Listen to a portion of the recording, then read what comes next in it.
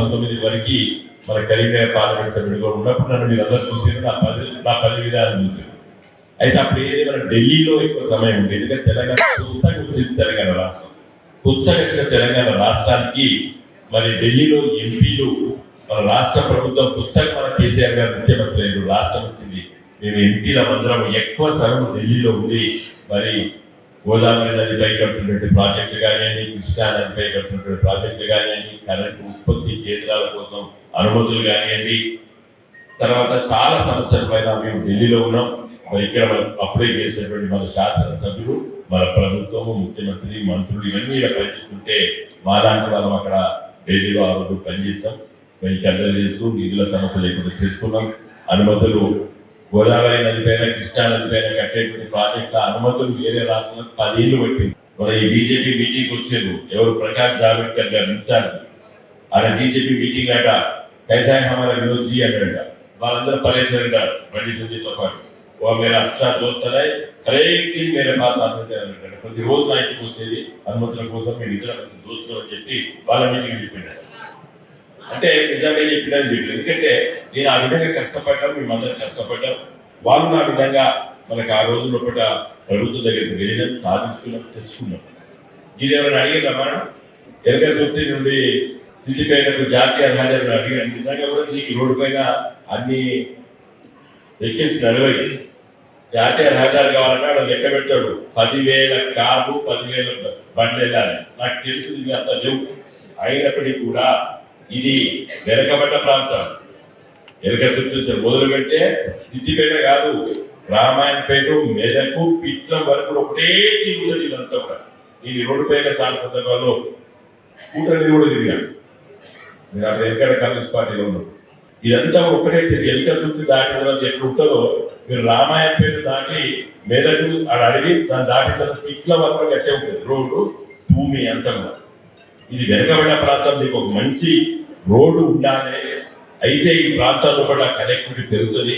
తర్వాత ఎరగతుర్తి నుండి మనము సందర్భంలో కూడా నేను ఒక రిక్వెస్ట్ ఏంటంటే, మనకు ఉన్నటువంటి సైదాపూరు, చిగురు మామిడి, అదేవిధంగా కోహేడ, అక్కన్నపేట, మన బీదరపల్లి, ఎరగతుర్తి, హుస్నాబాదు నగరము, మరి వీటన్నిటి కూడా ఒక ఇన్ఫార్మల్ మీటింగ్స్ పెట్టుకుందాం. ఇప్పుడే మైక్ కట్టుకొని మీటింగ్ వద్దు, ఇంకా మనకు మా ఎన్నికల వచ్చినప్పుడు ఎన్నికల వాతావరణంలోకి వెళ్తాం. ఈ లోపల కూడా సతీష్ గారిని, సీఎం గారిని నేను కోరేది ఏంటంటే, మొన్న మేము హైదరాబాద్ లో రివ్యూ మీటింగ్ వచ్చిన పెద్దలకు తెలుసు, అందరూ మాట్లాడలేదా కాబట్టి లిఖితపూర్వకంగా మీరు రాసి అని చెప్తే దాదాపు ఒక్కొక్క మీటింగ్, నేను ఆదిలాబాదు మన కరీంనగర్ మీటింగ్ అటెండ్ అయినా, అలాగే వరంగల్ మీటింగ్ ఉన్నది, పార్లమెంట్ నియోజకవర్గ మీటింగ్ కూడా హాజరు కావాలి. అయితే అక్కడ వచ్చిన వాళ్ళకి అందరి దగ్గర నుంచి లిఖితపూర్వకంగా ఈ సూచనలు, విమర్శలు, ఆత్మవిమర్శలు అన్ని కూడా పంపని చెప్తే చాలా మంది రాస్తే అవన్నీ టైప్ చేసి కేసీఆర్ గారికి ఇవ్వడం జరుగుతుంది. ఎందుకంటే కేసీఆర్ గారికి అనారోగ్యంగా ఉన్నారు కాబట్టి మరి వాళ్ళు మంచిగా బెడ్ మీద కూర్చొని అన్ని చదువుకుంటున్నారు. ఇప్పుడు యువకుల గురించి సంజయ్ రెడ్డి గారు మాట్లాడింది, అక్కడ అలజడి, నిరాశ, నిస్పృహ, బతకాలనే ఆశ లేకుండా తుపాకీ పట్టుకోవాలి, నక్సలైట్ నుంచి వాళ్ళపై గోడం, రోజు పేపర్ చూస్తే ఆత్మహత్యలు, ఇదంతా పోవాలని చెప్పి ఒక ప్రత్యేక రాష్ట్రం వస్తేనే మన నీళ్లు, మన నిధులు, మన నియామకాలని చెప్పి మనం 23 ఏళ్ల కింద గులాబీ జెండాను ఆవిష్కరించుకొని కొట్లాడి 14 సంవత్సరాల తర్వాత తెలంగాణ రాష్ట్రాన్ని సాధించుకుంది. వచ్చిన రాష్ట్రాన్ని 10 సంవత్సరాల్లో ఒక బ్రహ్మాండమైన రాష్ట్రంగా తీర్చిదిద్దుకున్నాం. ఇలా పేపర్ చూడండి, నమస్తే తెలంగాణ, ఈనాడు 2-3 పేపర్లు వచ్చినాయి. ఆదాయం ఇలా మన ప్రభుత్వంలో లేవమ్మా, కానీ ఇలా ప్రభుత్వానికి నిన్న వచ్చినటువంటి డబ్బులు చూస్తే ఆశ్చర్యం. మీరు అనుకోకండి పథకాలు గీతకాలు అమలు పరచడం అనుకోకండి. మనం ఏం చేసినాం, బంగారు పల్లెలో పెట్టించినాం. అర్థమైందా మీకు? బంగారు పల్లెల మనం పట్టించినటువంటి ఇస్తలేక మనం మొత్తం అన్ని పెట్టించడం కదా. లేదనుకోకండి, మీరు దివాలా అనుకోకండి. వాళ్ళు ఎప్పుడు చేయాలంటే చాతగాగా పండుకొని గుద్దుకొని ఎవరి వారి పుట్ట చేయలేదు. 7,000 కోట్ల రూపాయలు రేపు ఎలక్షన్ అంటే మనం బ్యాంక్ లో పెట్టి రేపు ఉదయం క్లిక్ కొడితే అందరికీ 5 మంది పడుతుంది తెలుసా?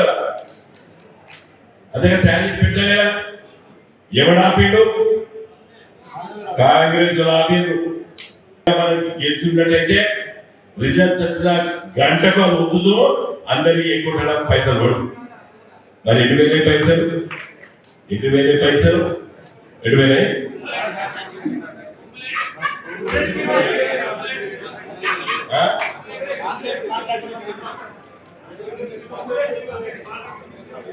మంచిగున్నారు మనకు, వెల్ ఇన్ఫార్మ్డ్, బాగా తెలుసు మీకు. కాంగ్రెస్ వాళ్ళకి సంబంధించినటువంటి వాళ్ళకందరికీ కాంగ్రెస్ పోయినా చెప్తున్నారు మన మిత్రులు, కోడే కూర్చున్నారు నేరుగా చెప్పి. కాబట్టి మనము 10 సంవత్సరాల తెలంగాణ రాష్ట్రాన్ని కూడా బ్రహ్మాండంగా మనము మరి అభివృద్ధి చేస్తాం. మరి ఈ మీటింగ్ లో కూడా మనం విమర్శించుకోవాలి కదా, ఏం తప్పిదాలు జరిగిందని కూడా ఆలోచించుకోవాలని చెప్పి కూడా ఈ మీటింగ్ పెట్టుకున్నది విస్తృత స్థాయి సమావేశం పెట్టుకున్నాం. ఎస్, మన పైన విమర్శలు కొన్ని ఉన్నాయి. కేసీఆర్ గారు లేరు, కేసీఆర్ గారు గడచలేరు అనేది ఒక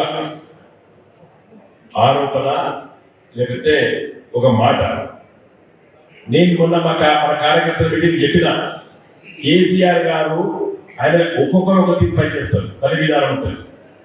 ఆయన ఉద్యోగం పడుకోలేదు. ఆయన ఏదైనా పని ఉంటే అదే పని చేయాలి శ్రద్ధ పెడతాడు. కొంతమంది ఉంటారు కదా మల్టీ చేస్తారు, ఇంత పోతా అంటారు, ఇది ఫోన్ మాట్లాడతారు, ఇది చేస్తారు, ఇది తింటారు, ఇది చేస్తారు. ఆయన తింటాడే ఫోన్ అసలు మాట్లాడు, ఒక తిండి మీదే దృష్టి పెడుతుంది. సతీష్ గారితో మాట్లాడతారు, సతీష్తోనే మాట్లాడతారు, అవే మాట్లాడు, మనం కూడా మాట్లాడు. ఒక్కొక్కరు ఒక్కొక్క తీరు.